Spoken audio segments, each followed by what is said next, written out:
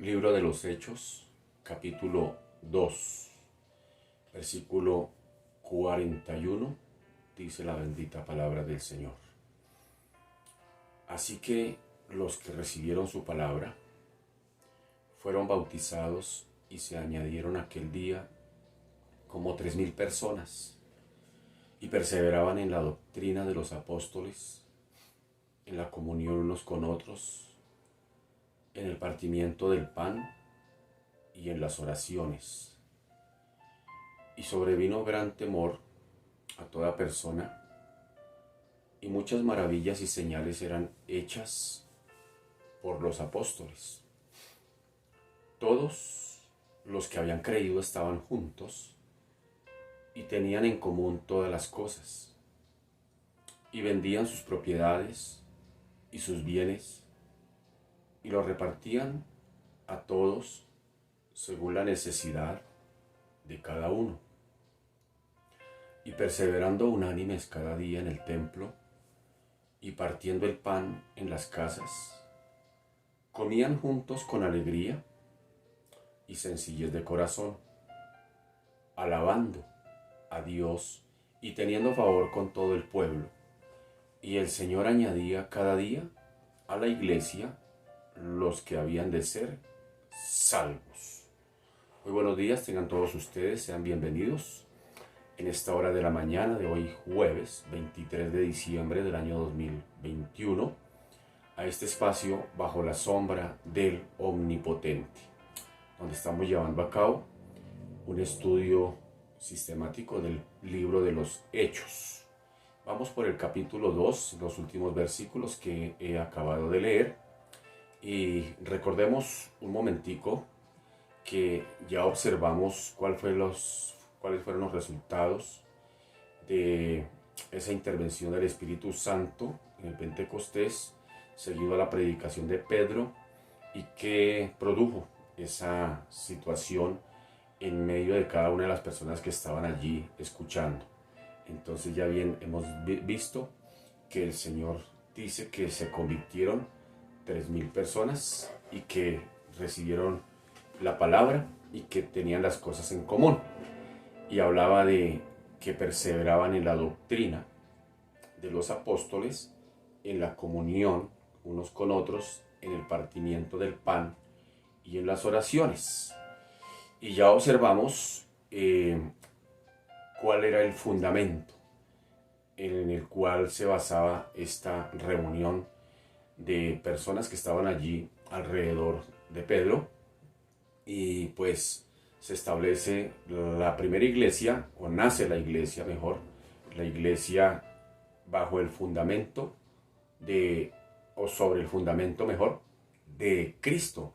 Y Pablo lo recuerda más adelante, y él dice: yo como perito arquitecto él había colocado fielmente ese fundamento en la iglesia de Corinto, en la iglesia que él había fundado, añadiendo que nadie puede poner otro fundamento que el que está puesto, el cual es Jesucristo. Así que el fundamento de la iglesia pues es Cristo, y en 1 Corintios 3, versículo 10, Pablo lo confirma, dice: conforme a la gracia de Dios que me ha sido dada, yo como perito arquitecto puse el fundamento y otro edifica encima, pero cada uno mire cómo sobreedifica, porque nadie puede poner otro fundamento que el que está puesto.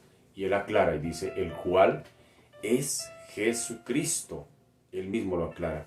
Así que este contexto pues aclara que la frase poner el fundamento de Jesucristo quiere decir acerca de la predicación del Cristo crucificado, del Cristo resucitado, del Cristo ascendido, del Cristo glorificado, y en el poder del Espíritu Santo como único medio de salvación. Poner su fe en eso. Pues ese es el fundamento apostólico, en la base sobre la cual se establece la iglesia. Ahora, con esto en mente, pues la nueva familia espiritual se sentía impulsada. Aquellos 3,000 que habían recibido la palabra, que se habían arrepentido, que habían sido bautizados, se sentían impulsados a una manifestación cuádruple, ya lo dijimos, de su nueva vida. Su nueva vida fue transformada y empezaron a perseverar en ella bajo la guía, bajo la guianza, la instrucción de los apóstoles. ¿Y cuál era, en qué perseveraban ellos? Perseveraban en la doctrina o en la enseñanza de los apóstoles, perseveraban en la comunión unos con otros, perseveraban en el partimiento del pan y perseveraban en las oraciones. Así que, viendo esto aquí, pues veíamos también acerca de que ellos perseveraban en esa doctrina de los apóstoles. Ya tenían claro cuál era el fundamento sobre el cual ellos sobreedificarían la iglesia, es decir, el cuerpo espiritual o el edificio espiritual, como lo dice el apóstol Pablo más adelante. Cómo se edifica ese edificio sobre como piedras vivas, diría Pedro, y cuya cabeza o cuya piedra angular, la piedra principal, pues es Cristo. Con esto en mente ellos sencillamente empezaron a perseverar en la doctrina, en la enseñanza de los apóstoles, dice el versículo 42, y perseveraban en la doctrina de los apóstoles, en la comunión unos con otros, en el partimiento del pan y en las oraciones. Y ya hemos notado que los apóstoles habían sido escogidos precisamente para ser testigos juntamente con el Espíritu Santo, testigo de todo cuanto habían presenciado, de todo cuanto habían oído al lado de su maestro.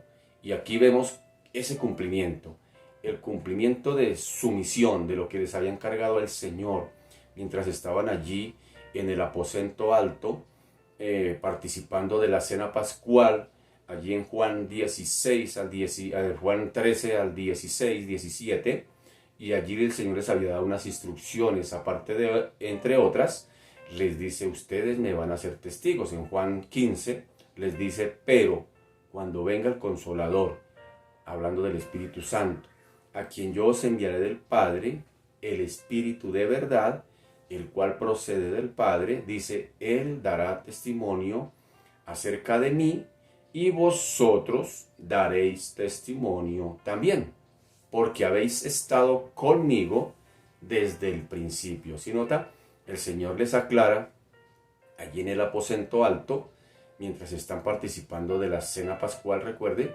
que les enviaría, que les convendría que Él se fuese, porque si no se fuese, entonces no enviaría el otro Consolador, hablando del Espíritu Santo. Y aquí les da la claridad, dice, cuando el Espíritu Santo venga, Él dará testimonio de mí, y les dice a sus discípulos, les dice, y ustedes, vosotros daréis testimonio también. Y les da el por qué. Les dice, porque habéis estado conmigo desde el principio. Entonces más adelante, o sea, aquí prácticamente se da inicio aquí en Pentecostés de empezar lo que el Señor les había dicho. Y muy posiblemente Pedro más adelante lo recuerda cuando está allá en el Sanedrín frente a los líderes religiosos que los mandan llamar a él y a Juan para que den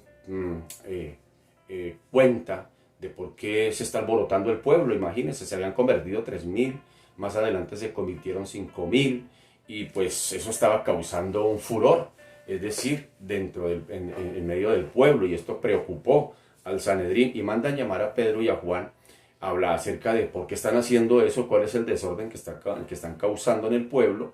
Y entonces Pedro les dice de la siguiente manera, en Hechos 5:32, les dice, y nosotros somos testigos. ¿Sí nota? Pedro posiblemente recordó las palabras, la encomienda que el Señor les había dado allá en el aposento alto. Y dice, nosotros somos testigos suyos de estas cosas. Y dice, y también el Espíritu Santo.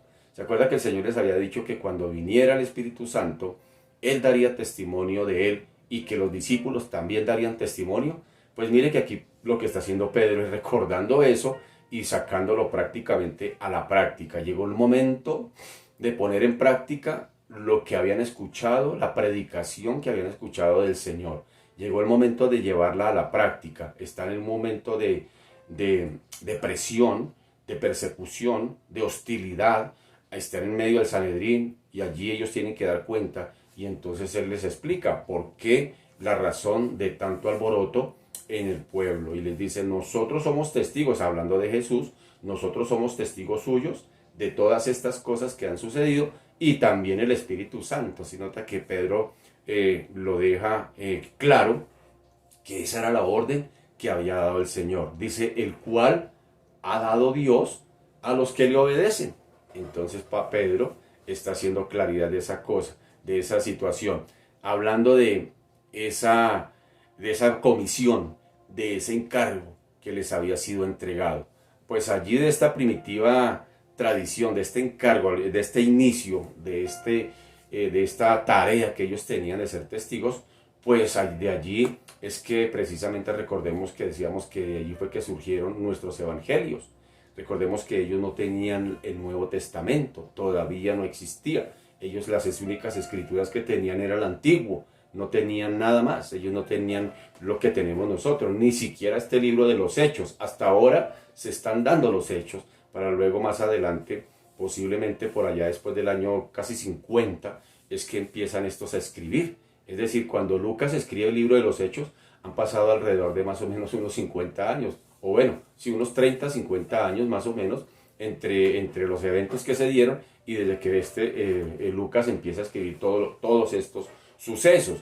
Así que ellos pues no los tenían, pero gracias a ese testimonio, gracias a todo eso que ellos habían hecho, gracias a todo eso que ellos tenían claro y que lo obedecieron, pues esto dio resultado para que nosotros pudiésemos ver que estos después empezaron a escribir. Empezó a escribir un Mateo, un Marcos, que no anduvo con Jesús y que se cree que su testigo de primera mano fue Pedro, un Lucas, en este caso, que escribió el Evangelio también, que no anduvo con Jesús, pero se cree que su primer testigo fue posiblemente María, y lo mismo un Mateo, un Juan que era el discípulo amado de Jesús, pues él da testimonio también de todas estas cosas. Así que ellos empiezan a dar cuenta de lo que el Señor les había encargado, pero esto tocaba dejarlo por escrito, esto tocaba dejar un acta, y esa acta es lo que nosotros conocemos como los evangelios, que no son otra cosa más que el relato de la vida de Jesús, la manifestación del Mesías aquí en la tierra, con sus hechos, con sus dichos, con su obra y todo lo que Jesús vino a hacer. Estos, gracias a Dios que lo escribieron, gracias a Dios que les dio por escribir, o si no, pues estuviéramos también con la información incompleta. Así que a esa tradición a esos escritos que ellos empiezan a ejecutar allí, pues añaden o los soportan sobre los escritos que se encontraban allí en el Antiguo Testamento, y también añadían, para reforzar más la situación, de que el mismo Señor había citado de alguna manera el Antiguo Testamento y había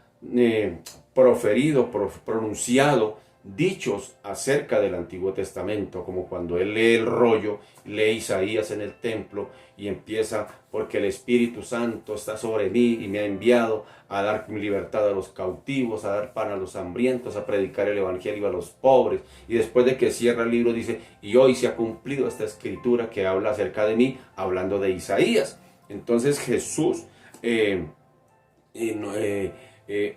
da cuenta de lo que está escrito de él, y de alguna u otra manera, pues en medio de su ministerio va dando puntadas acerca de lo que está escrito en el Antiguo Testamento acerca de él, y todos estos relatos, toda esta recopilación, la ley que ellos conocían, el Antiguo Testamento que ellos conocían, todos estos escritos que ellos conocían porque los conocían muy bien, sumado a los dichos y a las declaraciones del mismo Señor, pues ahora con lo que ellos escriben, que conocemos como el Nuevo Testamento, en este caso específico los Evangelios, pues van sumando, y es lo que se va dando al canon de nuestras Biblias, lo que tenemos hoy en nuestras manos.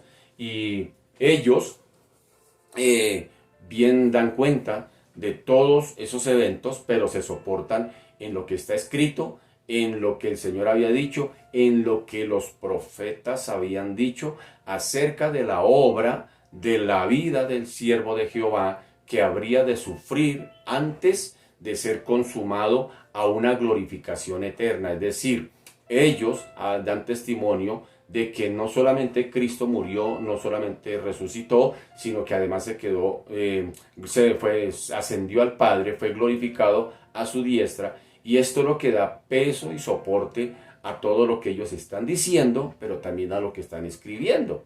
Entonces, esto, sumado a esto, es lo que Pedro, en una de sus cartas, porque Pedro escribe, él no escribió ningún evangelio. Pedro no escribió evangelios, no dice el evangelio de Pedro, usted no lo encontrará, pero Pedro más adelante escribió dos cartas, bueno, por lo menos dos conocidas, que son primera y segunda de Pedro, y mire cómo empieza a hablar Pedro, para reforzar aún más en lo que él había creído, lo que estaba predicando, lo que estaba enseñando. Dice primera de Pedro 1:10, dice: los profetas que profetizaron de la gracia destinada a vosotros, inquirieron, diligentemente indagaron acerca de esta salvación, escudriñando qué persona y qué tiempo indicaba el Espíritu de Cristo que estaba en ellos, el cual anunciaba de antemano los sufrimientos de Cristo y las glorias que vendrían tras ellos. A esto se les reveló que no para sí mismos, sino para nosotros, hablando de los profetas, administraban las cosas que ahora os son anunciadas por los que os han predicado el Evangelio por el Espíritu Santo enviado del cielo, cosas en las cuales anhelan mirar los ángeles. Pedro aquí está dando testimonio de todo lo que estaba escrito acerca de Jesús, de cómo les había sido entregado el Evangelio a ellos, de cómo había sido predicado y de cómo ahora él da cuenta de que es un tesoro lo que tiene en las manos. Dice él mismo con la expresión implícita, cosas en las cuales hubieran querido, anhelaron mirar los mismos ángeles que están allá en el cielo. Y sin embargo, Pedro cuenta de que esto es un privilegio para él, que tener toda la historia de los sucesos acerca de lo que escribieron los profetas, de la vida de Jesús, de cómo sufriría, de cómo moriría, resucitaría, ascendería, de todo el encargo que les dejó el Señor de predicar el Evangelio. Y de ahora Pedro, en su primera carta, empieza a entender de que él tiene un tesoro en las manos. Entonces por eso dice, remachando allí, dice, estas cosas en las cuales anhelarían mirar aún los mismos ángeles. ¿Sí nota? Se siente privilegiado, se sabe privilegiado por lo que tiene en las manos. Entonces qué bueno que nosotros también sintamos, hermano, que tenemos el mejor regalo dado por Dios, aparte de nuestra salvación que nos ha regalado. Aparte de la salvación tenemos en nuestras manos el tesoro más preciado, que es el Evangelio de Cristo, para predicarlo. Qué bonito. Que mire quién era Pedro.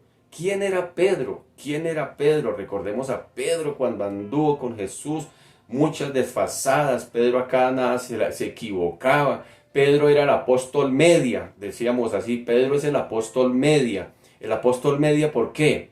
¿Por qué el apóstol media? Porque cada vez que abría la boca, metía la pata. Ese era Pedro. Pero ahora vemos a un Pedro totalmente transformado, cambiado, atravesado por la palabra, atravesado por el Espíritu Santo, atravesado por las mismas enseñanzas del mismo Señor, y lo vemos aquí transformado, dando testimonio en su escrito, en lo que escribe, en lo que él narra, y se siente tan privilegiado que dice, esto que nosotros tenemos en las manos, esto lo hubieran querido mirar los ángeles, ellos hubieran querido tenerlo, pero lo tenemos nosotros en las manos, y hasta el día de hoy es igual. El precioso tesoro, hermano, no solamente de la salvación, sino del Evangelio que nos ha sido entregado para predicarlo. ¿En dónde lo ha depositado el Señor? En vasijas imperfectas, como un Pedro, como un Jorge Armando Colmenares, vasijas que no, nadie daría nada por ellas, fisuradas, llenas de errores, de horrores, feas a la vista. Sin embargo, mire que el Señor le ha placido permitirnos compartir su Evangelio. Que Dios nos ayude a serle fiel a esa demanda. Ahora, también se hablaba de la comunión. Ellos no solamente perseveraban en la doctrina de los apóstoles. Busque allá el libro de los Hechos, capítulo 2, versículo 42. Y notemos que acá ahora se nos habla de la comunión, que no solamente ellos perseveraron en la doctrina, sino que ahora dice, y perseveraban en la comunión, unos con otros, y ya lo hemos hablado, ya simplemente estoy recordando que la palabra original aquí es koinonía, koinonía, o sea, todo aquello que dos o más personas tienen en común. Común es una palabra compuesta, común, unión, siendo la base de esa unión que existe entre dos personas o más.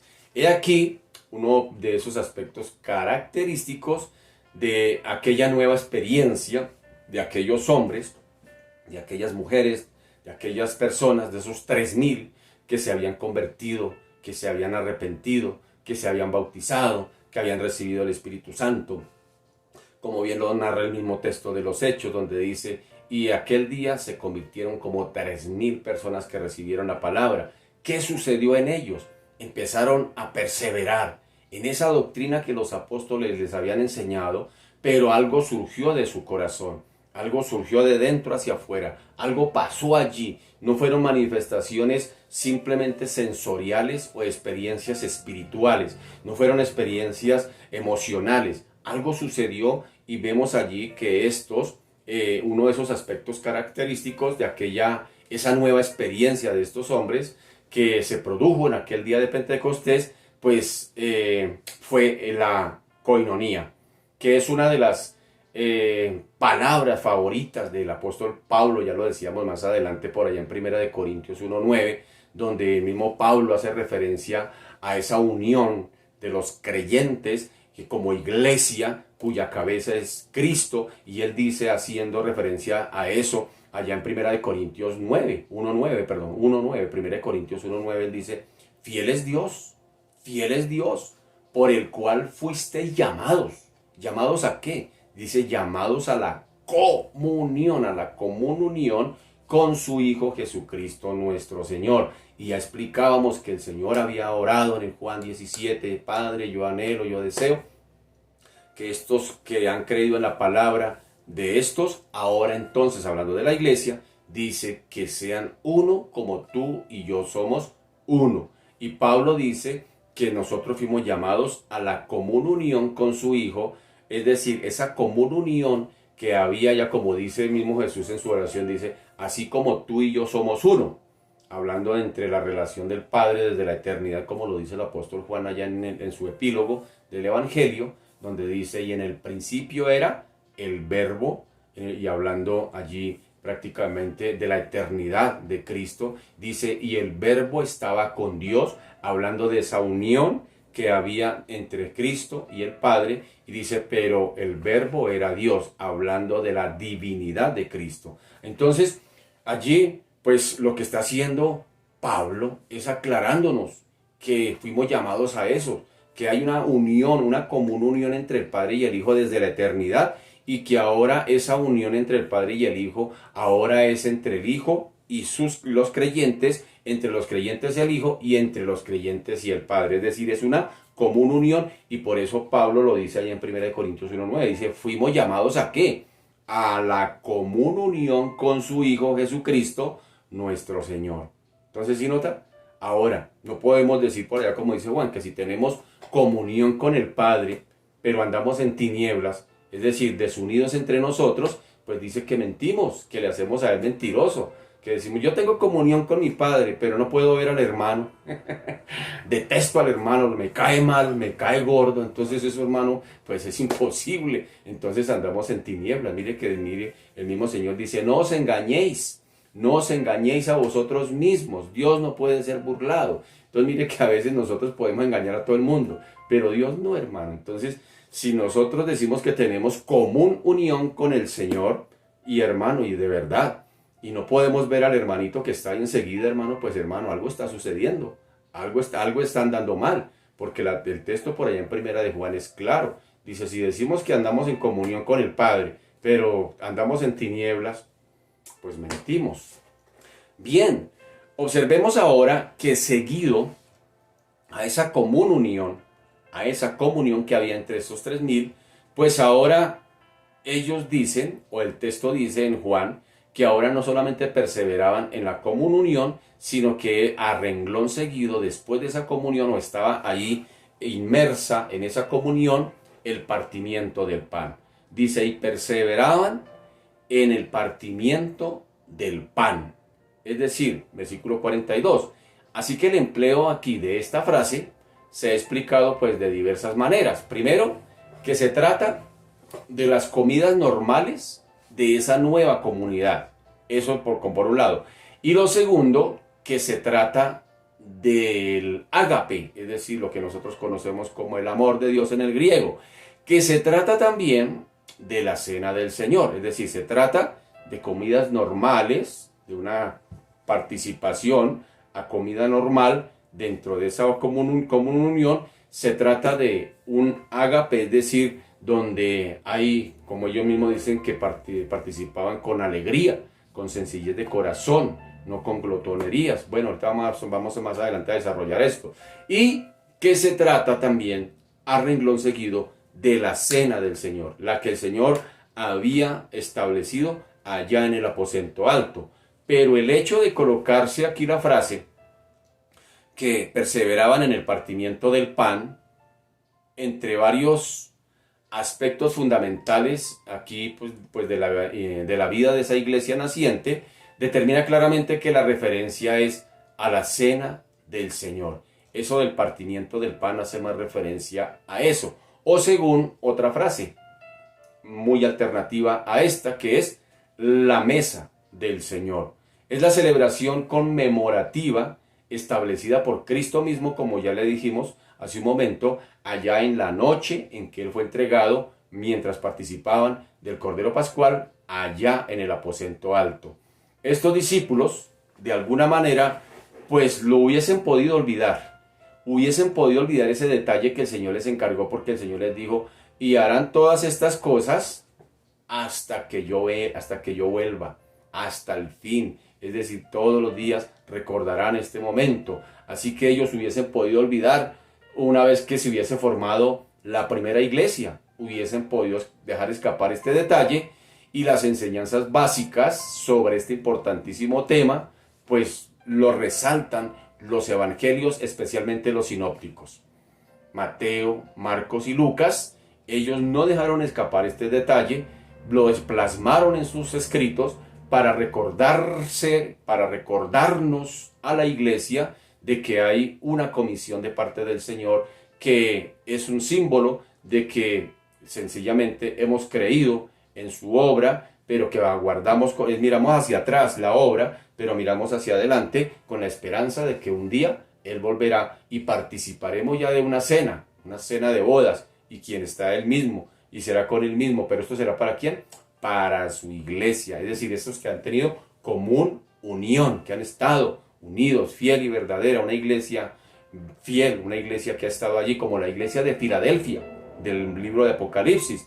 La iglesia de Filadelfia tipifica ese remanente pequeño, porque dice, aunque has tenido poca fuerza, y poca fuerza no quiere decir que espiritualmente estén acabados. No, posiblemente es una iglesia pequeña, posiblemente es una iglesia económicamente pues no muy popular, como la iglesia de la Odisea, y sin embargo el Señor tipifica de que esa será la iglesia fiel, el remanente fiel que estará ahí hasta el fin. Entonces, los evangelios sinópticos, estos evangelistas, pues nos dan detalles y nos recuerdan que hay una demanda de parte del Señor conmemorativa bajo el símbolo de participar de la cena del Señor o de la mesa del Señor. Mateo 26 nos dice, Mateo 26 dice, y mientras comían, tomó Jesús el pan y bendijo y lo partió y dio a sus discípulos y dijo, tomad, comed, esto es mi cuerpo.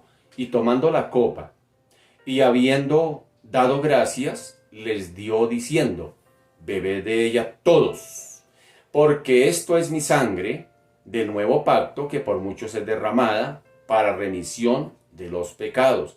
Y os digo que desde ahora no beberé más de este fruto de la vid. ¿Hasta cuándo? Hasta aquel día en que lo beba nuevo con vosotros en el reino de mi Padre. ¿Sí nota? Recordemos lo que dijo Marcos. Marcos dice, y mientras comían, Jesús tomó el pan y lo bendijo y lo partió y les dio, diciendo, tomad esto en mi cuerpo, y tomando la copa y habiendo dado gracias, les dio, y bebieron de ella todos. Y les dijo, esto es mi sangre del nuevo pacto, que por muchos es derramada. De cierto os digo que no beberé más del fruto de la vid hasta aquel día en que lo beba nuevo en el reino de Dios. Una vez más, parece un copy-paste. Y hablemos pues de Lucas también, el evangelista quien escribió el libro de los Hechos. Lucas también dejó testimonio de esto allá en el capítulo 22 del Evangelio de Lucas. Dijo, cuando era la hora, se sentó a la mesa y con él los apóstoles y les dijo, cuánto he deseado comer con vosotros esta Pascua antes que padezca, porque os digo que no la comeré más hasta que se cumpla en el reino de Dios. Y habiendo tomado la copa, dio gracias y dijo, tomad esto y repartidlo entre vosotros, porque os digo que no beberé más del fruto de la vid hasta que el reino de Dios venga. Y tomó el pan y dio gracias y lo partió y les dio diciendo, esto es mi cuerpo que por vosotros es dado. Dice aquí, haced esto en memoria de mí. De igual manera, después que hubo cenado, tomó la copa diciendo, esta es la copa del nuevo pacto en mi sangre, que por vosotros se derrama. Así que, si nota que los evangelistas nos dejaron ese detalle allí, para recordarnos que hay una demanda que cada vez que participamos de este símbolo, digámoslo así, pues estamos recordando o haciendo memoria del evento de la crucifixión, de la obra de Cristo, pero a la vez miramos hacia futuro con esperanza de que un día Él volverá y participaremos con Él de esto que Él mismo dice. Es decir, no hablando propiamente de la copa, sino hablando de la común unión. Por eso Pablo lo dijo allá en Primera de Corintios, que fuimos llamados ¿a qué? A tener común unión. Si lo dijo así, por allá recordémoslo de nuevo. Dice, fiel es Dios, por el cual fuiste llamados a la común unión con su Hijo, Jesucristo nuestro Señor. ¿Cuándo se dará eso en plenitud? Cuando estemos allá con el Señor. Qué tremendo, hermano querido. Dios nos ayude, santo poder de Dios. Así que vean esto. Más adelante también se menciona en la reunión de partir el pan en el primer día allá de la semana, por allá en Troas. Cuando lleguemos al capítulo 20 del libro de los Hechos, vamos a mirar, pero adelantémoslo aquí. Dice Hechos 27, dice, el primer día de la semana, reunidos los discípulos para partir el pan, Pablo les enseñaba, habiendo de salir al día siguiente, y alargó el discurso hasta la medianoche. Así que Pablo está allí en un discurso, allí en una despedida, y allí participan de la cena. Y en las instrucciones que Pablo dio a los corintios fueron las siguientes, por allá en Primera de Corintios, hablando de este mismo evento, dice, porque yo recibí del Señor lo que también os he enseñado, que el Señor Jesús, la noche que fue entregado, tomó pan y habiendo dado gracias, lo partió y dijo, tomad, comed, esto es mi cuerpo que por vosotros es partido, haced esto en memoria de mí. Y asimismo tomó también la copa después de haber cenado, diciendo, esta copa es el nuevo pacto en mi sangre, haced esto todas las veces que la bebiereis en memoria de mí. Así pues, todas las veces que comiereis este pan y bebiereis esta copa, la muerte del Señor anunciáis. Oigan eso, anunciáis ¿hasta cuándo? Hasta que Él venga. Esa fue la explicación que dio el apóstol Pedro a la iglesia de Corinto y a la iglesia de hoy. Sin embargo, había desórdenes en el modo de celebrar esta comunión, en el modo de celebrar esta celebración, esta participación de la cena. Primera de Corintios 11, 17, 22 dice, pero al anunciaros esto que sigue, no os alabo, porque no os congregáis para lo mejor, sino para lo peor. Pues en primer lugar, cuando reunís como iglesia, oigo que hay entre vosotros divisiones, y en parte lo creo, porque es preciso que entre vosotros haya disensiones, óigame, para que se hagan manifiestos entre vosotros los que son aprobados.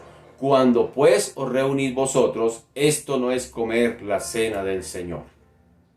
Porque el comer, cada uno se adelanta a tomar su propia cena, y uno tiene hambre y otro se embriaga. Pues ¿qué? ¿No tenéis cosas en que comáis? Casas en que comáis y bebáis. ¿O menospreciáis la iglesia de Dios y avergonzáis a los que no tienen nada? ¿Qué os diré? ¿Os alabaré? En esto no os alabo. Habían tremendos desórdenes allá en la iglesia en el momento de participar de ese evento. Es decir, habían hecho de eso una pachanga. Un 24 de diciembre habían hecho de eso allí. Y Pablo tiene que corregirlos. Y les escribe por allá para corregir esos abusos en el ágape. Es decir, en la comunión, en la participación. Les dice allá en 1 Corintios 11:27. Dice, de manera que cualquiera que comiere este pan o bebiere esta copa del Señor indignamente, será culpado del cuerpo y de la sangre del Señor. Por tanto, mire lo que dice Pablo aquí, que a mí me parece interesante. Me parece muy interesante lo que sigue diciendo acá. Por tanto, pruébese, tenga en cuenta esa palabra, pruébese, cada uno a sí mismo, y coma así del pan y beba de la copa. Hago un alto aquí, ¿por qué? Porque muchas veces yo tuve la oportunidad por varios años de estar en diaconía, y me daba cuenta de que había muchos hermanitos en la iglesia que, siendo bautizados y todo, no participaban. Y algunos pues le abrían su corazón a uno y le decían, hermano, es que yo no participo porque es que estoy peleado con mi esposa. Es que este mes no me porté muy bien. Hermano, aquí el Señor no está excluyendo a nadie. ¿Qué dice Pablo? Pruébese, examínese. Y si se la embarró, hermano, pida perdón, pida que el Señor lo lave. Y hermano, y participe, levántase, sacúdase y pa'lante, mi hijo, porque pa'lante es para allá. Entonces muchos cogen como excusa, no, yo no participo porque no me he portado tan mal. Pues es que precisamente este espacio es para eso. Este espacio es para eso, es para hacer, digámoslo así, una autoevaluación. Aproveche ese espacio de la Santa Cena, es para eso, para autoevaluarme y decirle, sí, Señor, este mes me he portado mal. Mejor dicho, el diablo me quedó chiquito. Pero hermano, arrepiéntase y participe. Porque ¿qué es lo que quiere el diablo? El diablo, hermano, como padre de mentira, a él no le interesa cuántas mentiras diga un evangélico, ¿sí sabía? A él no le importa cuántas mentiras diga usted. A él lo que le interesa es mantener al creyente lo más alejado posible de la verdad. Porque entre más alejado posible tenga el creyente de la verdad, como decimos popularmente, eso es papita para el loro para él.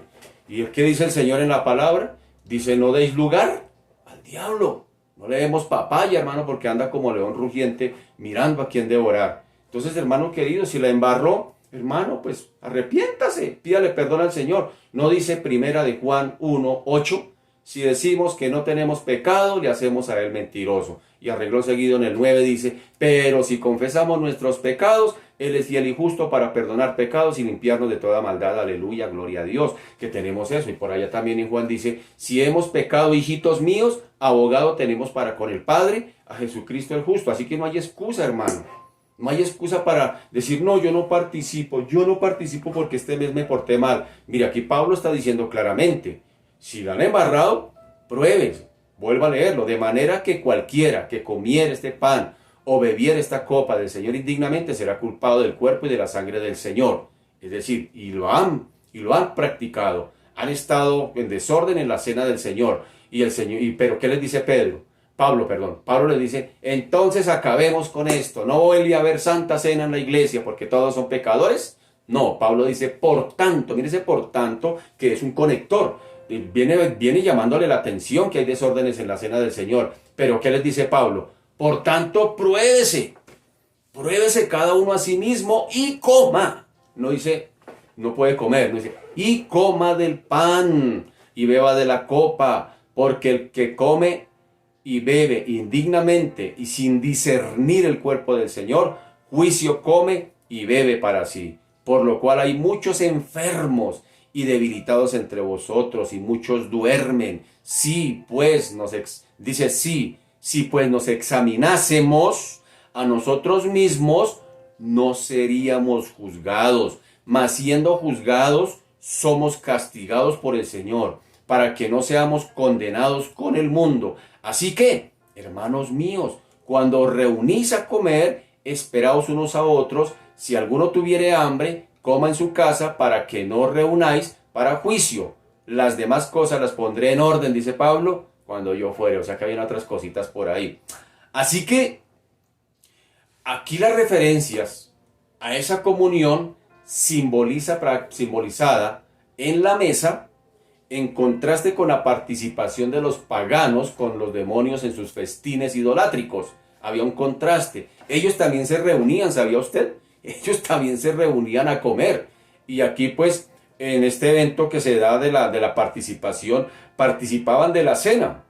Es decir, ya dije que tenía que ver con comidas, esa coinonía, y eran comidas, es decir, la iglesia pareciera que había una especie de comedores donde las personas tal vez que no tenían los recursos suficientes, pues comían en la iglesia, pero aprovechaban para participar de la cena, pero esto se había vuelto un desorden completo. Entonces Pablo por eso tiene que llamar la atención. Sin embargo, es un contraste totalmente opuesto a lo que también participaban, o de lo que también participaban todos aquellos que eran en contra de Cristo, pero que también usaban de estos elementos, es decir, de una cena, de alimentos, de participar de la mesa, para sus festines idolátricos. Por eso por allá en algún momento a Pablo le dicen, nosotros no comemos de esa carne, porque es que esa carne fue ofrecida a los ídolos. ¿Sí nota? Es decir, los paganos también practicaban todas estas cosas de festines para celebrar a sus dioses idolátricamente,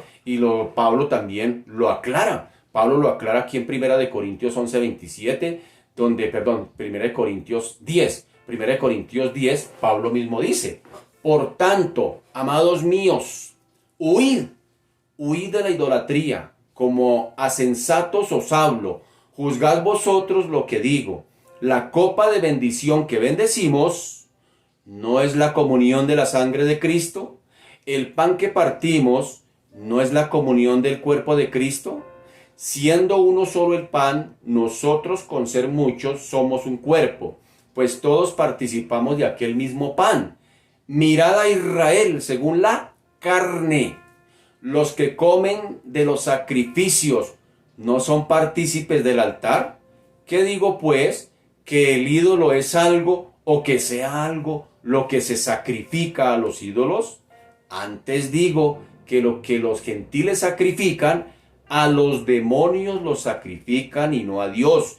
Y no quiero que vosotros os hagáis partícipes con los demonios. No podéis beber la copa del Señor y la copa de los demonios. No podéis participar de la mesa del Señor y de la mesa de los demonios. ¿O provocaréis a celos al Señor? ¿Somos más fuertes que Él?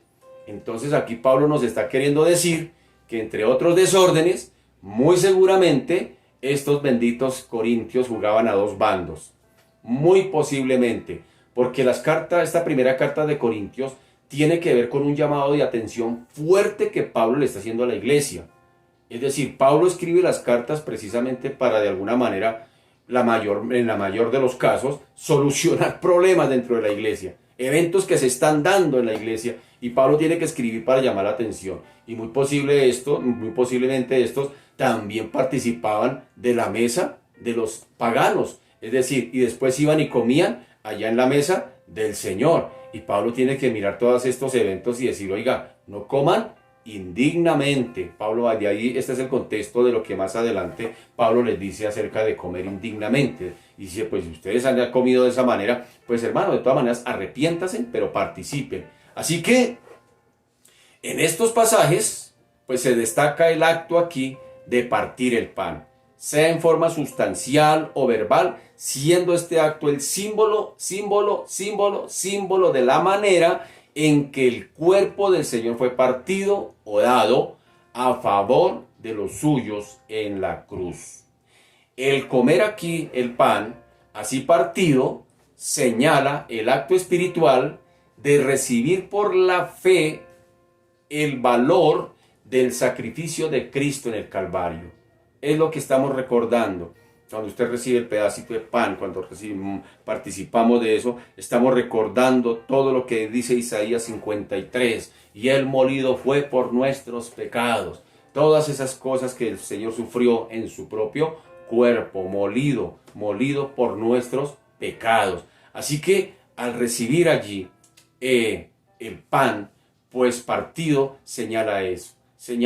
Es un acto espiritual que nosotros conmemoramos o recordamos hacia atrás de toda la obra de Cristo en la cruz, de su sacrificio, de recibir por la fe ese sacrificio de Cristo en el Calvario. Juan 6:50 dice: este es el pan que desciende del cielo, para que el que de él come no muera. Yo soy el pan vivo que descendió del cielo, dijo Jesús. Si alguno comiere de este pan, vivirá para siempre. Y el pan que yo daré es mi carne, hablando de su crucifixión, la cual yo daré por la vida del mundo. Entonces los judíos contendían entre sí: ¿cómo puede éste darnos a comer su carne? El Señor estaba hablando de su muerte, de su crucifixión. Jesús les dijo: de cierto os digo, si no coméis la carne del Hijo del Hombre y bebéis su sangre, no tenéis vida en vosotros. El que come mi carne y bebe mi sangre tiene vida eterna, y yo le resucitaré en el día postrero, porque mi carne es verdadera comida y mi sangre es verdadera bebida. El que come mi carne y bebe mi sangre, en mí permanece y yo en él. Como me envió el Padre viviente, yo vivo por el Padre, asimismo el que me come, él también vivirá por mí. Este es el pan que descendió del cielo, no como vuestros padres comieron el maná y murieron. El que come de este pan vivirá eternamente. ¿Sí nota? Así que cuando estamos recibiendo el pan, estamos recibiendo la obra de Cristo por nosotros. Estamos diciendo: sí, Señor, yo definitivamente acepto ese evento de que tú fuiste a la cruz a morir por mis pecados. Lo recibo, lo acepto. Si es que no simplemente un ritual, porque algunos inclusive, bueno, pues yo respeto eso, algunos, que no sea el pan con aliñado, que no sea el pan no sé cómo, que no sea el pan sí sé cuándo, que no sea el pan así, que sea pan consagrado, que sea, hermano, le dan un poco de vueltas a esas cosas, hermano, externas, que realmente lo que vale es lo interno, hermano. Así sea un pedazo de galleta, pero lo importante es el corazón, hermano. Lo importante es lo que está por dentro, más allá, porque hay mucha gente que come pan judío, consagrado, pero sus vidas, hermano, déjeme dudarlo. Así que entonces, hermano querido, aquí el elemento externo lo de menos. Son simplemente símbolos, hermano. Así que aquí hallamos la base de nuestra común unión con el Señor mismo, y los unos con los otros. La copa no se menciona aquí, pero sin duda estaba incluida. Estoy hablando del libro de los Hechos.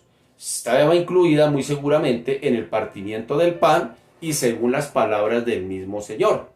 Ponen de relieve aquí el derramamiento de sangre del Cordero de Dios que sella el pacto de esta gracia. Es decir, cuando se habla del derramamiento de la sangre del Señor, pues está hablando de que definitivamente es el elemento con que se sella ese nuevo pacto, la sangre del Señor mismo. Y es lógico aquí pues que el partimiento del pan pues hallase lugar central aquí en la vida colectiva de la iglesia desde los primeros momentos de su existencia. Si nota que el texto nos está diciendo que a renglón seguido estos perseveraban juntos en el partimiento del pan, en la comunión unos con otros. Entonces, ya que esto pues traía a la memoria, como dije hace un momento precisamente, de aquellos que habían sido salvados, el hecho tan próximo que tenían ellos de la cruz, de la resurrección, y a la par se presentaba también al Señor, o les presentaba al Señor aquí a estos como su Redentor. Ahora, a la adoración también de ellos, es decir, ahora estaban entrando a una nueva etapa. Estos que se habían arrepentido, ahora entraban a la etapa de la adoración, de la comunión con el Señor, de una relación íntima simplemente por la obra de Cristo en la cruz. Ellos habían entendido que aunque ellos habían crucificado a su Mesías, también ellos tendrían la oportunidad de entrar en esa común unión con Cristo. Así que ahora se manifestaba de forma visible esa comunión de los santos. Es decir, ellos estaban tan agradecidos en la comunión que había sido restablecida. ¿Se acuerda que decía en días anteriores que la pregunta ¿qué haremos, varones israelitas?, surge de la compunción que ellos sienten en sus corazones? ¿Se acuerda? Que fueron compungidos, es decir, confrontados en su corazón, y esa compunción estaba enmarcada en varias maneras. Es decir, ellos habían reconocido que habían matado, que habían asesinado, que habían crucificado a su Mesías. Habían reconocido que este era su Mesías, pero lo habían matado. Es decir, ellos compungidos allí habían entendido que el plan de salvación muy posiblemente lo habían echado a la basura. ¿Y ahora qué? Y ahora estamos sin salvación, ahora quedamos prácticamente a la deriva. Y de ahí surge esa pregunta desesperada. ¿Qué haremos?, le preguntan a Pedro. ¿Qué haremos, varones? ¿Qué haremos entonces? Y cuando Pedro les da la solución, les dice, pues arrepiéntanse, pero también bautícense y recibirán el don del Espíritu Santo. Esto inmediatamente, la reacción fue a ver que ellos habían restablecido esa común unión con el Señor, y que esto pues tocaba replicarlo entre nosotros también. Por eso inmediatamente dice que ellos empezaron a perseverar en la común unión unos con otros. Entendieron que habían sido reconciliados con el Padre, pero entendieron también que eso se debería manifestar ahora con los hermanos. Qué tremendo eso, óigame bien lo que digo a veces, porque nosotros decimos, hay personas que entran a los templos y no saludan a nadie. Ay, qué tremendo eso. Y lo tumban a uno, pasan por al pie de uno y ya que lo tumban. Pero ¿qué le hice yo al hermano? ¿Qué le pasó al hermano? ¿Por qué entra así, hermano? Ni siquiera, es que yo vengo a buscar es a Dios, yo aquí no vengo a buscar al hombre. Yo aquí no pongo mi mirada en el hombre, porque la Biblia dice, maldito el hombre que pone su confianza en el hombre. Y cogemos textos, hermano, para excusarnos.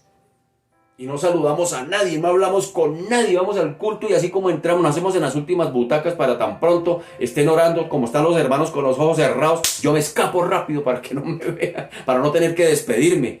Casos se ven. ¿Cuál fue la reacción de estos? Ellos querían estar juntitos, comer ahí juntitos. ¿Qué es lo más íntimo que hace la persona cuando están en comunidad? Comer. Jesús era comilón y aprovechaba esos momentos para enseñar, verdades del reino, y más que lo que se iban a comer, lo importante era esa común unión que tenían, esa coinonía que había entre ellos. Entonces imagínense en estos en gratitud de que habían sido restablecidos a una común unión con el Padre.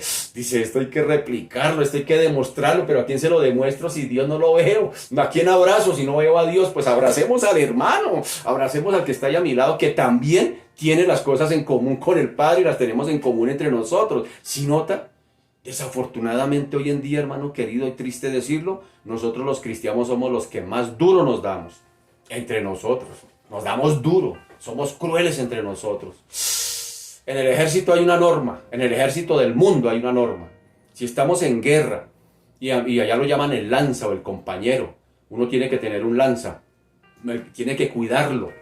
Y si a mi compañero lo hieren en combate, yo tengo que dar la vida por mi hermano, por mi compañero. Tengo que, allá en medio de la plomacera, hermano, tengo que ir a rescatar a mi compañero. Y esto es penable. Si uno deja botado al compañero, esto le provee consejo de guerra por dejar abandonado a un compañero. Esto no es así nomás. Entonces, imagínense, por eso de ahí el lema de que nosotros decimos que la iglesia es el único ejército que mata a sus heridos. Hermano, qué tremendo eso, que Dios nos ayude. Que Dios nos ayude, mi querido, porque nosotros nos damos duro, duro, y nos excusamos detrás de la cruz de Cristo. Ay, yo miro al Señor, hágalo como para el Señor, yo no busco al hombre, eso es idolatría. Pero hermano, yo veo al Señor es a través del abrazo suyo, hermano. Si usted no me abraza, pues yo no veo al Señor, no lo siento, hermano. Entonces, Dios nos ayude, Dios nos ayude.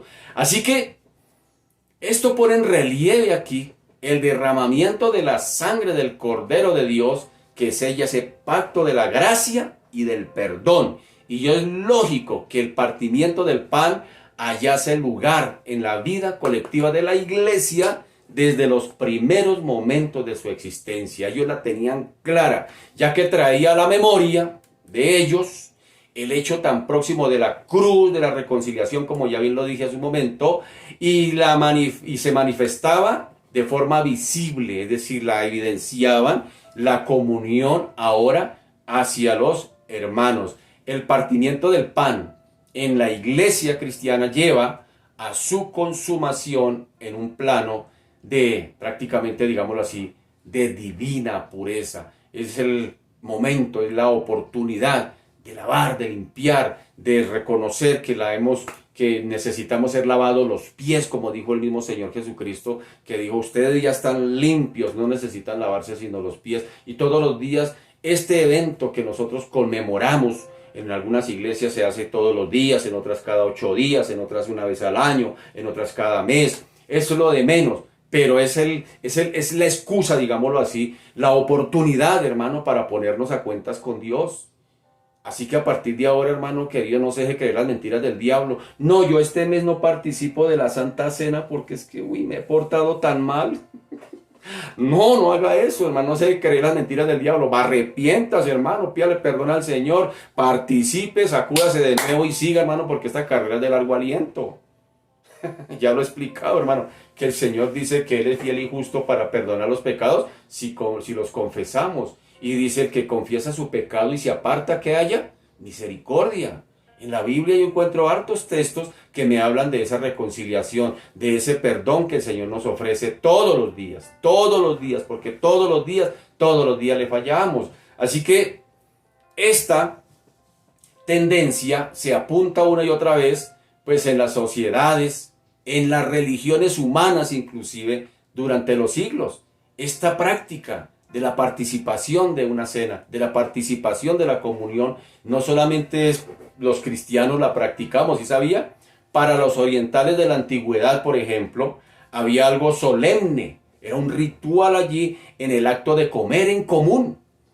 Y ya lo expliqué hace un momento, que el apóstol Pablo también lo explicó acerca de la comunión que había entre los paganos y que ofrecían a los ídolos, y por eso él decía, la copa que nosotros bebemos no se la ofrecemos a los ídolos, o allá o acá, decía Pablo. Entonces, si nota, esto no era solamente el pueblo de Dios quien hacía o practicaba este evento de la común unión entre los hermanos para de alguna manera a rendir culto a su deidad. Y en este caso, por ejemplo, como ya dije hace un momento, los orientales de la antigüedad también lo practicaban. Y hasta en tiempos recientes, la persona de alguien que hubiera comido sal, por ejemplo, de alguien que coma sal con ellos, pues era sagrada para los beduinos, por ejemplo, son los que practican esto. ¿Quiénes son los beduinos?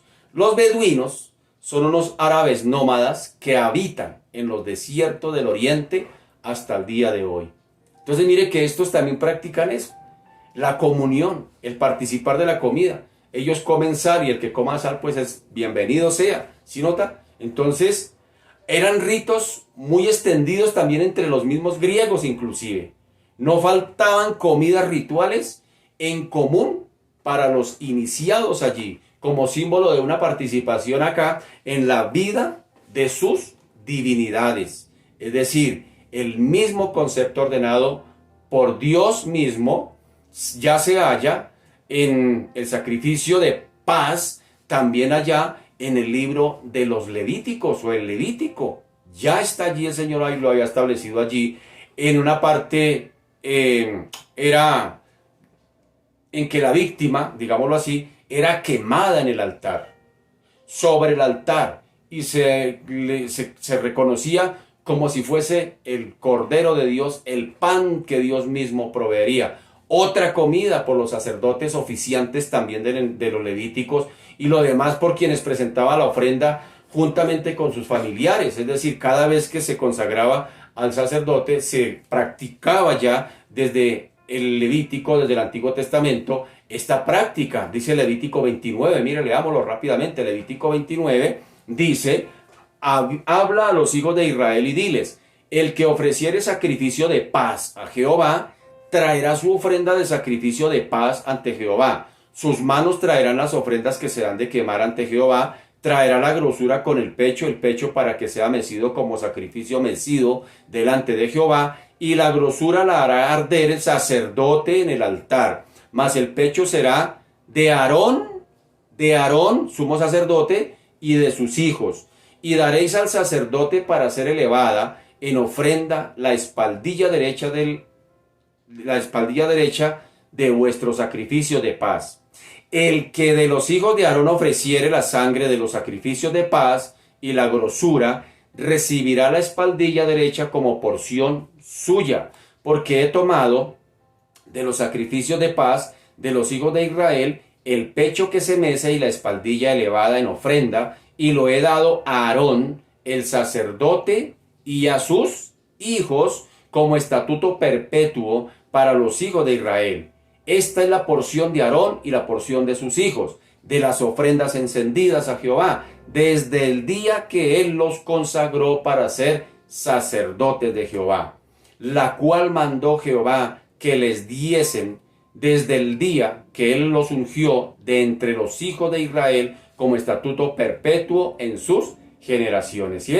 Cada vez que había esta consagración, había una participación allí, habían unas ofrendas, unos animales que se sacrificaban y participaba la familia. ¿Sí nota? En Levítico 19 también hablando de esas comunidades, de esas celebraciones en común unión para ofrecer a Dios allí ofrenda. Dice: cuando ofreciereis, Levítico 19, cuando ofreciereis sacrificio de ofrenda de paz a Jehová, ofrecedlo de tal manera que seáis aceptos. Será comido el día que lo ofreciereis, y al día siguiente, y lo que quedare para el tercer día será quemado en fuego. Y si se comiere, oigan esto, y si se comiere el día tercero, será abominación, no será acepto. Y el que lo comiere llevará su delito, por cuanto profanó lo santo de Jehová, y la tal persona será cortada de su pueblo. Así que, ¿qué nos dice esto? Que el Señor es el más interesado en la común unión. ¿Y como pretexto qué? La muela. Como pretexto la muela, hermano. Alguien dijo que nosotros comemos para vivir, y para vivir comiendo, hermano. La vida está en la muela. ¿Sí nota? Levítico 21. Levítico 21:6 dice: santos serán a su Dios, y no profanarán el nombre de su Dios. Porque las ofrendas encendidas para Jehová y el pan de su Dios ofrecen, por tanto serán santos. ¿Sí nota? Apartados. Así que el simbolismo es obviamente el de la comunión con Dios, sobre la base del sacrificio. La Pascua misma de la cena es en cierto sentido la continuación o la continuidad que ofrece otro ejemplo aún mucho mejor conocido como de lo mismo. Es decir, puesto que el cordero sacrificado tenía que comerse por familias, es decir, cuando el Señor habla de la Pascua, recuerde que tenían que reunirse mínimo 10 personas. Era lo mínimo, era el quórum mínimo para poder participar. Es decir, el día de Pascua se llevaba el corderito al templo. Allí el sacerdote, con un tajo, es decir, con un golpe, un solo golpe, que le proporcionaba muy práctico al corderito. El corderito no podía ni siquiera mujar, no sé si se dice mujar, no sé, o gemir mejor. El corderito no podía hacer ninguna señal. Cuando el sacerdote lanzaba el cuchillo para sacarle la sangre al corderito, el corderito no podría ni gemir, nada, ni un atisbo, porque si gemía no servía para el sacrificio. Entonces era tal la manera, tipo de Cristo. Tipo de Cristo que, ¿qué dice? Cuando lo sacrificaron, ¿qué decía? que callaba, que enmudecía, que no contestaba cuando lo maldecían, que el calladito simplemente se dejó llevar. Entonces, tipo también, el sacerdote recibía el cordero de la persona y le sacaban la sangre y después le entregaban el corderito de nuevo aquí a la persona para que se fuese a celebrar la Pascua, a prepararlo con hierbas amargas, con pan allí, sin levadura y con unos ciertos elementos, pero tenía que reunir mínimo 10 personas para esa participación. Por eso de ahí lo que está haciendo Jesús en el aposento alto con sus discípulos, ¿sí nota? Entonces están haciendo eso. Entonces era el pretexto, es decir, ahora el Señor mismo establece ahora la cena, allí en esa cena, establece la cena, digamos, un nuevo pacto. Sin embargo, él dice, ya no tienen que traer cordero, ahora lo van a hacer a través de este símbolo. De este símbolo que el Señor pues tenía pan y tenía ahí muy seguramente fruto de la vid para bajar el alimento ahí en esa cena, y pues aprovechó de eso, dijo, pues esta es la sangre y este es el cuerpo, pues, y tipifica lo que está ahí. Él no mandó traer elementos especiales, consagrados para ese evento, tomó de lo que estaba ahí, hermano querido. Mire que el Señor era tan sencillo y en lo sencillo enseñaba cosas tan profundas y tan grandes. El Señor toma un pedazo de pan de lo que hay ahí, de lo que están comiendo ellos, y dice, este tipifica mi cuerpo, y toma también la copa que está también allí con el fruto de la vid, dice, esta es la sangre que va a ser derramada. Y qué bonito ejemplo que el Señor nos dejó hasta el día de hoy. Pero volvemos a lo mismo, más que el evento, más que el cordero, más que el elemento simbólico allí de lo que se está celebrando, es lo que debe producir dentro del pueblo de Dios. El Señor por eso el Señor oró tanto, y yo lo recalco porque el Señor oró por la común unión, que sean uno. Es decir, el Señor lo que está diciendo aquí no es solamente que participen de la Santa Cena y seguimos en lo mismo. No sigo saludando al hermano, el hermano me cae mal, no lo saludo, yo vengo a buscar al Señor, yo no busco al hombre. No, hermano querido, esto es la excusa, es una excusa, por decirlo de alguna manera, para poder estrechar lazos de común unión con el Padre y con los hermanos, con las personas. Si he ofendido a mi esposa, a mis hijos, a mi hermano, al vecino, al compañero de trabajo, es la oportunidad para reconciliarme, no solamente con Dios, porque lo he ofendido, sino reconciliarme también.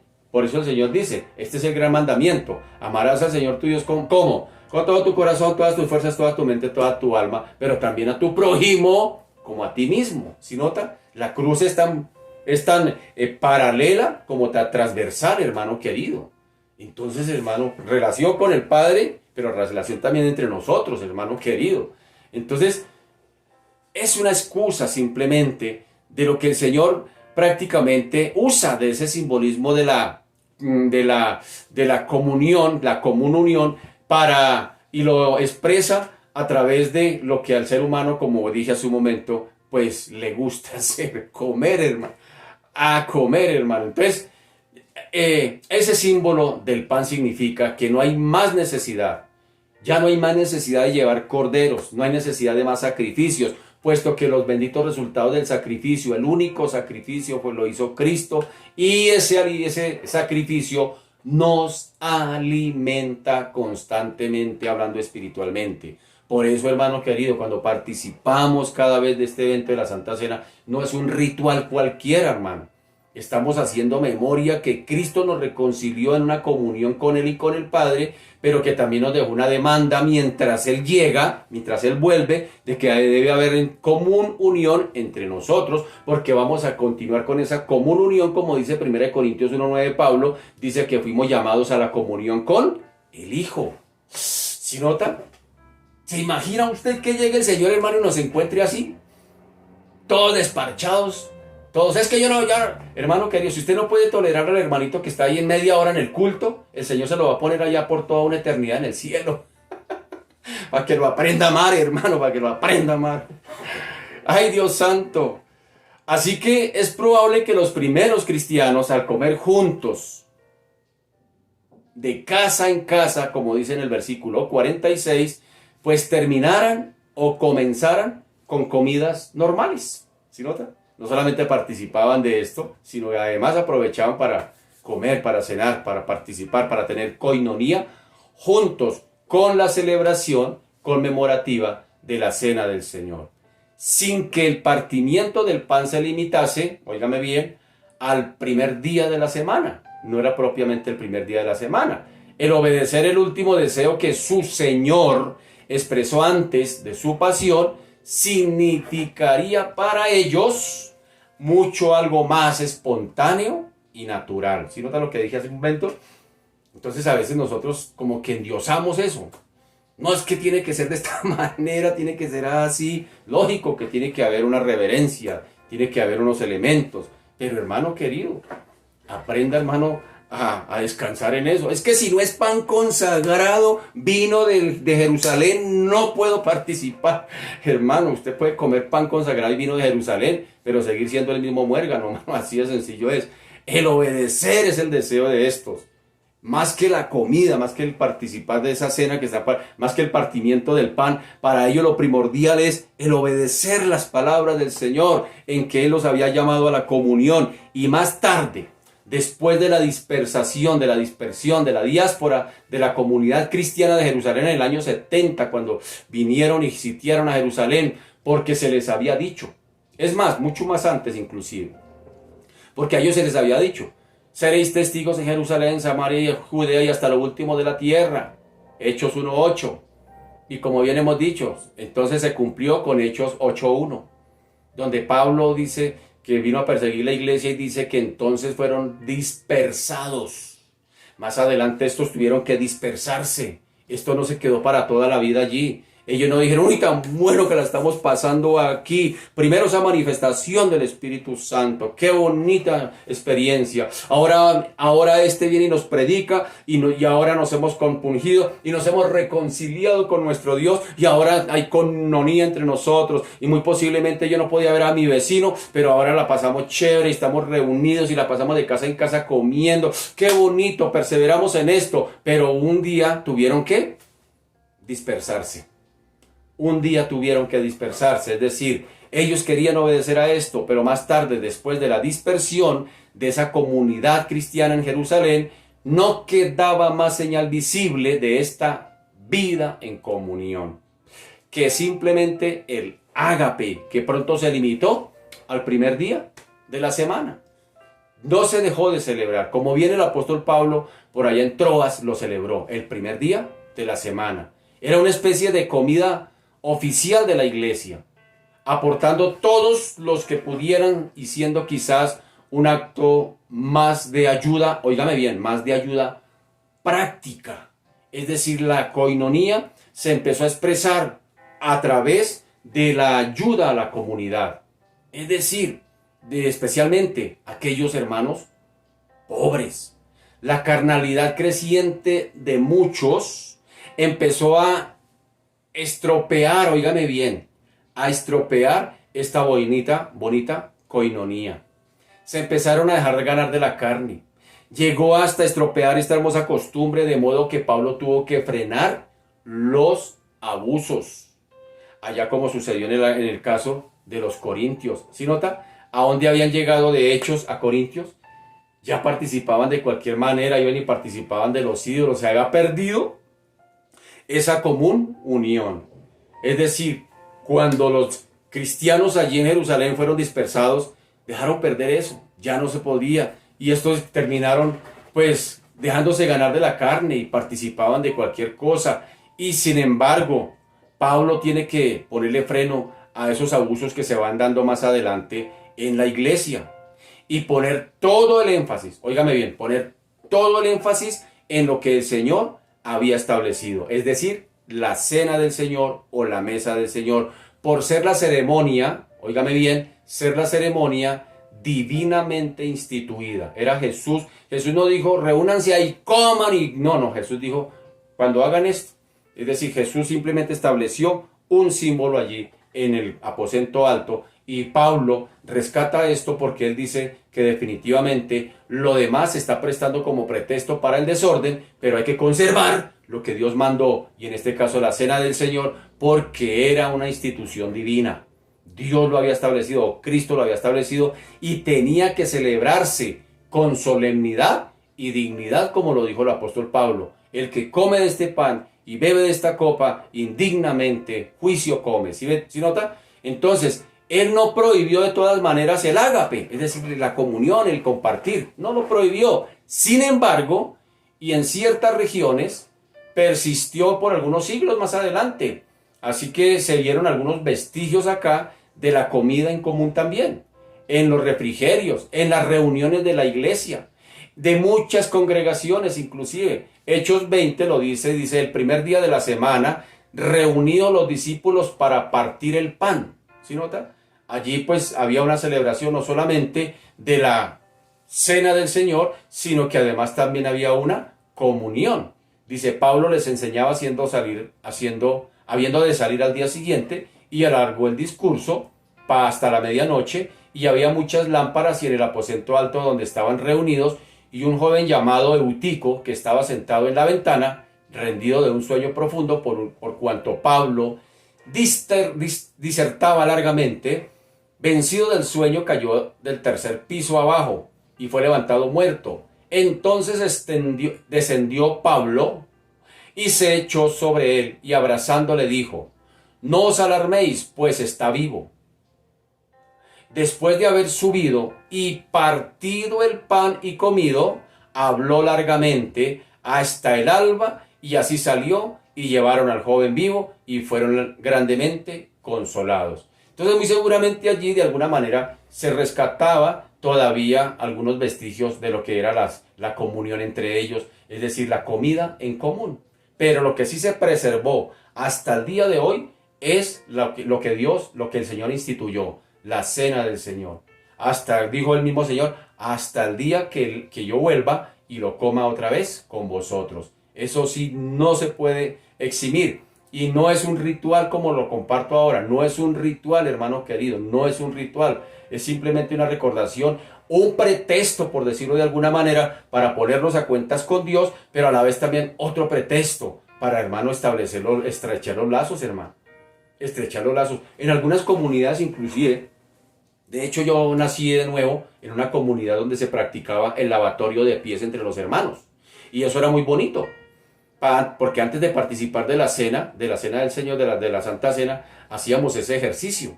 Poníamos platones con agua tibiecita y, lógicamente, simbólicamente, uno buscaba a la persona que durante el último tiempo, como que tenía sus roces, uno iba a buscar a esa persona. Y después de eso, nos sentábamos, uno le lavaba los pies, pues era simbólicamente, le lavaba los pies, y mientras le lavaba los pies a la persona, se oraba por la persona. Y después nos cambiábamos de oficio. Él me lavaba los pies y oraba por mí. Y después nos abrazábamos, nos reconciliábamos. Y qué bonito, hermano, qué bonito. Era un ejercicio muy bonito. Yo lo practiqué por 5 años, allá en la iglesia donde nací de nuevo. Era muy bonito ese ejercicio antes de la Santa Cena. ¿Por qué? Porque esto ayudaba para que en la iglesia hubiese esa comunión, esa coinonía. Pero qué triste hoy decirlo, hermano, que a veces de verdad, de veras, fuera de chanza, fuera de burla, hermano, a veces nosotros, no, yo no vengo a buscar es al Señor, yo no pongo mi mirada en el hombre, porque maldito el hombre que confía en el hombre. Y somos tan religiosos, hermano querido, que ya, como dije hace un momento, entre nosotros mismos nos mordemos, nos damos duro, hermano, somos crueles. Dios nos ayude, Dios nos ayude, Dios nos ayude. Padre, te damos gracias, te bendecimos y te glorificamos, Señor. Señor, aquí estamos delante de ti una vez más. Tú has hablado, bendito Señor, porque de verdad, Señor, que tú mismo dijiste, Señor, a tus discípulos, en esto conocerán todos que son mis discípulos, en que haya amor los unos por los otros. Señor, Dios de la gloria, ayúdanos, por favor, porque, Dios de la gloria, se nos ha perdido la brújula de la comunión, se nos ha perdido la brújula de la común unión, de la fraternidad, de la amabilidad. A veces, bendito Señor, Dios de la gloria, como decía hace un momento, Señor, a veces aún dentro de nuestras comunidades ni siquiera saludamos. En esos detalles tan pequeños. Entramos a los templos, Señor, Dios de la gloria, y pasamos por al pie de los hermanos y ni siquiera saludamos en esos pequeños detalles. Ahí ya se nos deja ver, bendito Señor de la gloria, lo que hay en nuestros corazones. Pasamos derecho. Y triste aún más decirlo, personas que inclusive sirven en el altar y no saludan a nadie saludan. Dios santo, ¿qué está pasando entre nosotros, Señor? Se nos ha perdido la comunión, la brújula. Si fuimos llamados a la comunión contigo, porque estábamos apartados de ti, separados, el Thanatos. Estábamos muertos espiritualmente, separados de ti. Nos habíamos apartado y tú nos reconciliaste contigo mismo. Dice que si alguno está en Cristo, nueva criatura es. Porque tú estabas en Cristo reconciliando al mundo contigo mismo. Qué tremendo. Tú te tomaste la tarea. Nosotros nos disgustamos contigo y tú te tomaste la tarea de reconciliarnos. Y Señor de la Gloria, a nosotros nos cuesta tanto. Nos cuesta tanto, Señor de la Gloria, perdonar. Nos cuesta tanto abrir la boca para saludar al hermano. Nos cuesta tanto abrazar. Nos cuesta tanto, bendito Señor de la Gloria. Y en este tema de pandemia, Señor, sacamos la mejor excusa. La mejor excusa para no abrazar y para no saludar a nadie. Qué tremendo, bendito Señor. Perdónanos. Perdónanos porque es el estado que vemos socialmente dentro de nuestras comunidades. Dentro de nuestras comunidades. Ya se olvidó saludar, se olvidó dar las gracias, se olvidó todo eso, se olvidó pedir el favor, se olvidó todo eso, Señor. Es que la excusa, Señor, que hemos cogido es la cruz. Nos escondemos detrás de la cruz de Cristo para darle patadas a todo el mundo, Señor. Y Dios de la Gloria, ayúdanos. Ayúdanos, bendito Señor de la Gloria, a volver a esos tiempos de la iglesia primitiva. A esos tiempos donde haya verdadera común unión entre nosotros, que no haya hipocresía, Señor, que si abrazamos sea de veras, sea sinceramente. Ayúdanos, por favor. Hoy te pido, perdónanos y ayúdanos, bendito Señor, porque como comunidad, Señor Dios de la Gloria, la verdad es que estamos que nos mordemos unos con otros. Hay envidias, celos, contiendas, todas este tipo de cosas, bendito Señor. No nos importa la vida del hermano, no nos importa la vida del otro, no nos interesa. Somos egocéntricos, bendito Señor. Ayúdanos a aprender de esta iglesia primitiva. Dijimos, Señor Dios de la Gloria, desde el principio de estos estudios, que tú nos ibas a retar, que nos ibas a retar. Y tal vez hoy nos está retando al perdón, hoy nos está retando a la coinonía, hoy nos está retando, Señor de la Gloria, bendito Señor, a la sinceridad, a la transparencia, al ser honestos, señores de la Gloria, a ser transparentes, al ser íntegros, bendito Señor, en nuestra relación unos con otros. A veces, Señor, regalamos sonrisas de dientes para afuera, pero realmente en nuestro corazón hay hipocresía. Perdónanos, Señor, perdónanos.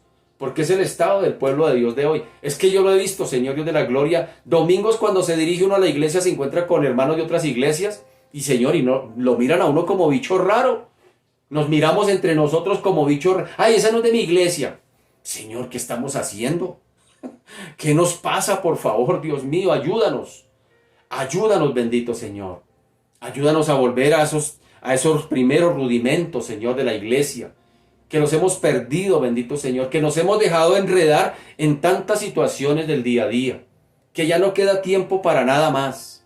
Señor Dios de la Gloria, hoy coloco, Señor, la familia de la fe delante de ti y te pido, Señor, ayúdanos a volver a la coinonía, a la común unión, porque tú un día nos reconciliaste contigo y, Señor Padre amado, expresamos que somos reconciliados contigo cuando, Señor de la Gloria, abrazamos, cuando saludamos, cuando compartimos entre nuestra misma común, ¿no se llama así? ¿No se le llama así a las iglesias cristianas? Comunidades de fe, pero a veces eso no, sino solamente el nombre, bendito Señor. Ayúdanos, por favor. Te lo pido en esta mañana, en el nombre de Jesús. Ayúdanos, bendito Señor, a perdonar. Ayúdanos a soportar. Ayúdanos, bendito Señor, Dios de la Gloria. Sí, por supuesto que todos no le podemos caer bien a todo el mundo y todo el mundo no tiene por qué caernos bien. Desde la Biblia encontramos, bendito Señor, que tú hablaste de enemigos. Tú dijiste, Señor, Dios de la Gloria, amen a sus enemigos. El Señor fue claro. Señor, Dios de la Gloria. Ayúdanos, bendito Señor, a que haya esa común unión, porque en esto nos conocerán, tú dijiste, en eso conocerán que son mis discípulos, en que haya ese amor, esa común unión unos con otros, bendito Señor. Ayúdanos a volver a la unidad, Dios de la Gloria, porque como bien dice Eclesiastés, cordón de 3 dobleces no se rompe pronto, bendito Señor. Ayúdanos, Señor, porque hoy más que nunca necesitamos estar más unidos como pueblo de Dios. Porque bendito Señor, el pecado sí se une. El pecado sí está unido para destruir, para matar, para robar, bendito Señor, Dios de la Gloria.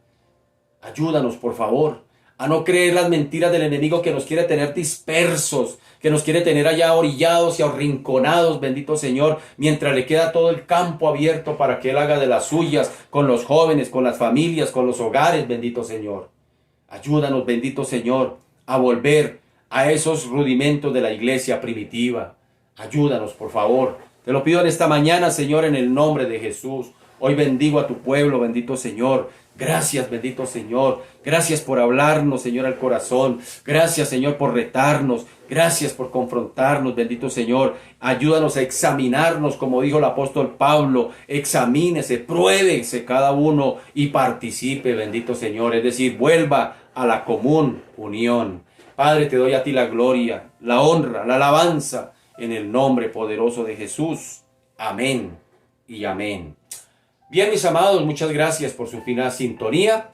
Recuerde que hoy jueves a las 7 de la noche nos encontramos, si Dios permite, en otro estudio del libro de Apocalipsis, el capítulo 20. Así que leas el capítulo 20 de Apocalipsis y esta noche nos encontramos con el favor del Señor. Un bendecido día, mis amados. Un abracito para todos. Chao, mis amados. Bendiciones.